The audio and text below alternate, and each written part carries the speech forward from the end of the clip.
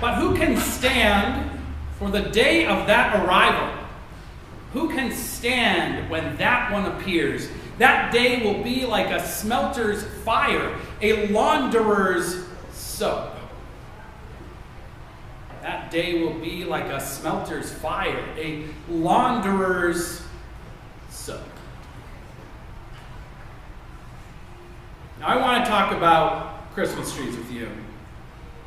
During this time of year, I frequently find myself under the compulsion to mention offhand the fact that I used to work on my grandparents' Christmas tree farm.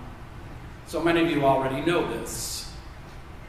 It is the burden of a shared ministry in the same place for over 15 years that I sometimes repeat myself to you.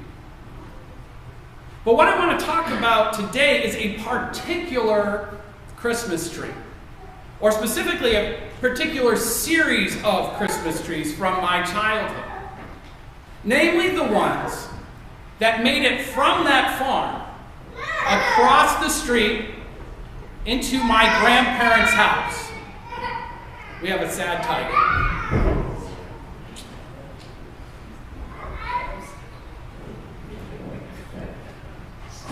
Oh, it's okay. You know, I get stressed after a performance too. It totally makes sense to me. So the trees I want to talk about are the ones that made it from the farm, my grandparents' Christmas tree farm, to my grandparents' house across the street. You see, because they had this farm and were somewhat frugal people, and because they had a front hallway with one of those grand curving staircases, my grandparents were in the habit of having us cut down one of their 2-story tall trees, the ones that had failed to sell in years 6, 7, and 8. Those of you who have ever worked on anything like this, years 6 and 7 are your prime Christmas tree cutting years. And they make us cut down this big tree and then carry it into the house and put it in the front hall up through the curved staircase. And then we would spend the afternoon going up and down that staircase decorating this gigantic tree. Now, growing up with a 2-story tall Christmas tree does impact you as a little kid. As does the majestic popping sound of antique glass balls dropping 2 stories to their doom. But the one thing that I always remember this time of year, even though I am much larger now and the parsonage tree is so much smaller, what I remember is what would happen to me and my brothers and sisters and my cousins on the night of December 23rd. Because on that night we would sleep under the big 2-story tree. It was big enough, in fact, that if we piled up like puppies, which is a normal condition anyway when you're that age, we could all get underneath where the presents would be the next night. And then we would lay awake, too excited to sleep, gazing straight up that long trunk through the branches at the multicolored lights and the tinsel, because it was the 80s, and those antique ornaments that somehow we had failed to break. We would look up and we would smell that tree and we would think about Santa Claus. And we would think about God and Jesus and that star and those shepherds and the Magi, all of whom seemed so much closer in that one place on that one night than they ever did at any other time. And that's the feeling. That's the feeling that we all try to find again every single year. It's that feeling, that spiritual sense that Dylan Thomas describes in the benediction of our 5 p.m. Christmas Eve service. I turned the gas down. I got into bed. I said some words to the close and holy darkness, and then I slept. And it's what Malachi is getting at too. Who can stand for the day of that arrival? Who can stand? think that as human beings, we all know that feeling. The feeling of being present before something so much greater than ourselves that we have very little chance of ever truly understanding it. Now, sometimes this feeling comes in the presence of birth and death. Sometimes it comes in particular instances in our relationships. Mystics like Henry David Thoreau tell us that this experience can come while walking in the woods or climbing a mountain or sitting in deep conversation with friends or strangers.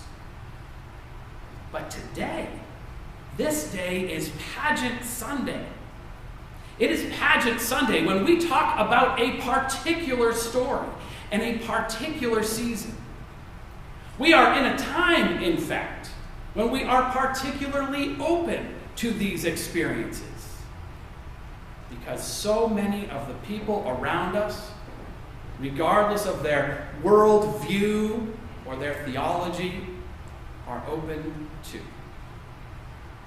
That is the special blessing of Advent and Christmas. That is its special blessing. Much of our season is built around this spirit. And it is a spirit that I think we all know exists beyond us a bit. Or we'd feel it all the time. Sometimes we believe we can generate this spirit ourselves through our plans and our activities, but we also kind of know that we can't. And that when we try to do it ourselves, the craziness starts and the pressure builds, and that moment of close and holy darkness slips from our grasp to be filled with the weight of our burdens. The problem and the challenge of Advent and Christmas is that we come from a culture of doing things, of activity that generates a product. And that sort of works in other church contexts. It sort of works, in fact, with the season of Lent. During Lent, of course, the spiritual discipline is about self-improvement, of marching down the path toward some form of enlightenment, toward the resurrection, whatever that may mean for each of us, that is promised in Easter. But Advent and Christmas don't work that way, and we shouldn't try to make them work that way. This is the beginning of the story, what we're talking about right now. So the discipline here is merely one of openness, of stillness, of simply being. Simply being in that moment, under the tree, or on the mountain, or with the ones you love. It is simple. Just like the tale of a birth of new life and of new hope that this season celebrates. Our only task before it is to take a knee. Akaji Dusa in his reading asks, who can stand in the face of more than we can handle? I think that's a good question. Who can stand in the face of more than we can handle? Who can stand at the power that overwhelms? Who can stand all day long? And while we may always try to stand, we know the answer. There are moments in life that are too hard.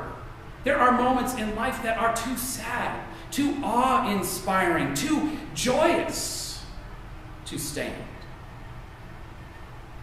That story that our actors told today in their play describes one of those moments. And we can break it down if we want to. We can try to make sense of it. But that's not what the story asks us to do. That is what we, human beings, want to do. The Christmas story, the story itself, only asks us to kneel in humility and prayer.